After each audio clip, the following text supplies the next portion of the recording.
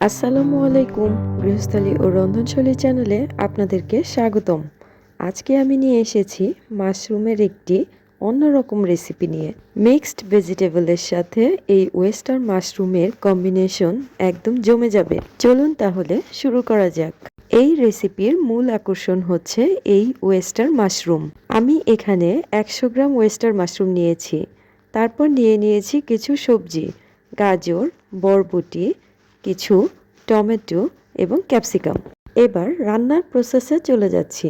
আমি একটি প্যানে কিছু অলিভ অয়েল নিয়ে তাতে এই মাশরুমগুলো দিয়ে ভেজে নেব। আর হ্যাঁ, এই ওয়েস্টার্ন মাশরুমে কিন্তু অনেক পুষ্টিগুণ রয়েছে, আমি সেটি ডেসক্রিপশন বক্সে দিয়ে দিব। আমি এই ওয়েস্টার্ন মাশরুমটা হালকা বাদামি করে ভেজে নেব। এরপর দিয়ে দিব কিছু রসুন কুচি এবং কাঁচামরিচ। আমি এখানে 2 টেবিল চামচ টমেটো কেচাপ দিয়ে দিব এবং আধা চা চামচ এখানে সয়া সস দিয়ে দেব। এরপর 1 টেবিল চামচ মধু দিয়ে দিব পাপরিকা পাউডার। ঝালের পরিমাণ বুঝে দিয়ে দিব কিছুটা চিলি ফ্লেক্স। দিয়ে দেব স্বাদমতো লবণ, সামান্য ধনিয়া গুঁড়ো এবং হাফ টেবিল চামচ কালো গোলমরিচের গুঁড়ো। আর আমি এখানে অ্যাড করব 1 টুকরো লেবুর রস। এবার উপকরণগুলোকে আমি একটি স্প্যাচুলার সাহায্যে নেড়েচেড়ে মিশিয়ে নেব।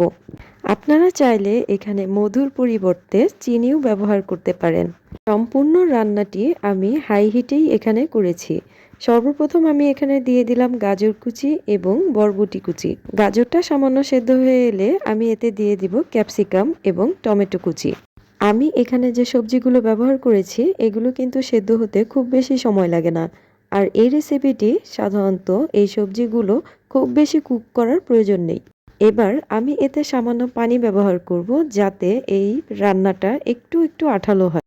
দেখুন, এটা থেকে খুব চমৎকার একটি কালার এসেছে। এবার আমি কিছু পেঁয়াজ কুচিও এখানে অ্যাড করে দেব।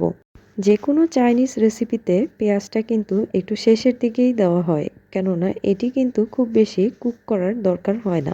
আমি অন্য একটি কড়াইতে তেলের মধ্যে কিছু কাজু বাদাম দিয়ে সামান্য ভেজে নেব এই রেসিপিটায় অ্যাড করার জন্য। ভাজা বাদামগুলো আমি এর মধ্যে দিয়ে দিলাম এবং সামান্য নেড়ে নিলেই এই রেসিপিটি একদম তৈরি হয়ে যাবে। ব্যাস, তৈরি হয়ে গেল আমার এই মাশরুম মিক্সড ভেজিটেবল এবং কাজু বাদামের একটি চমৎকার রেসিপি। আমি এটিকে একটি বোলে সার্ভ করে দেখাচ্ছি। দেখুন কতটা দেখতে চমৎকার হয়েছে, খেতেও কিন্তু হয়েছে সুস্বাদু। আর এটি একটি কমপ্লিট ডায়েট। ভিডিওটি দেখার জন্য ধন্যবাদ সবাইকে। ভালো থাকবেন সবাই। আল্লাহ হাফেজ।